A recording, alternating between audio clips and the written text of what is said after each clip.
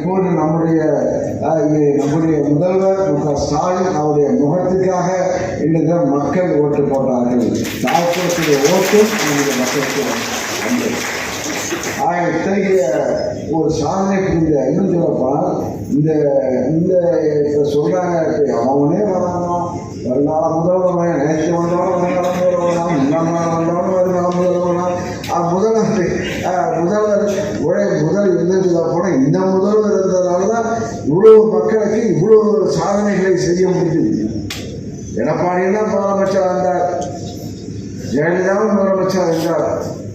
ஆனால் அவங்க என்ன செஞ்சாங்க? எடப்பாடி என்ன செய்ய நம்முடைய தோழர்கள் இனிமேல் சொல்ற இந்த பிரச்சாரமே நம்முடைய சாதனையை சொல்லி ஓட்டுறாங்க. எடப்பாடி மகளிருக்கு பணம் கொடுத்தாரா? கூட்டணியோட நம்முடைய கூட்டணி கட்சி தலைவர்கள் நாங்கள்லாம் ஒன்று சேர்ந்திருக்கின்றோம்.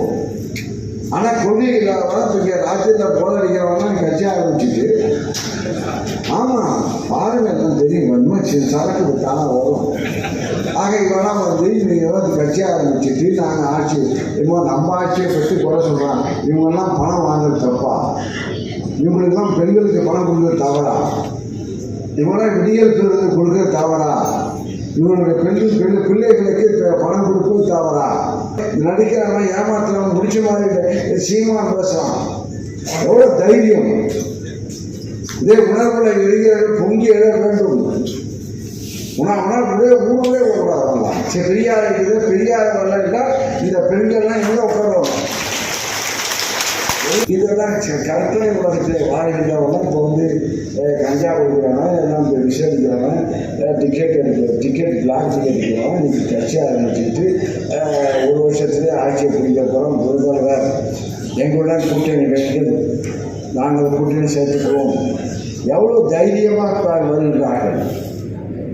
நாமெல்லாம் முட்டாள்களா என்பதை நிரூபிக்கின்ற, முட்டாள்களா அறிவாளிகளா என்பதை நிரூபிக்கின்ற காலம் வரும்போது நாம் அறிவாளிகள், நம்மளாம் உரிமை உள்ள உணர்வுள்ளவர்கள் என்பதை நிரூபிக்கின்ற காலம் வரும்போது நிரூபிக்க வேண்டும். ஆக இருந்ததை நம்முடைய சாதனையை மக்கள் முன்னே கொண்டு செல்ல வேண்டும். முதல் 36 அணிகள் இருக்கின்றார்கள். அவர்கள் உணர்வுபூர்வமாக அதை பணியாற்றி அவர்களை கொண்டு அழைக்க வேண்டும் என்று கேட்டு இத்தகைய வாய்ப்பு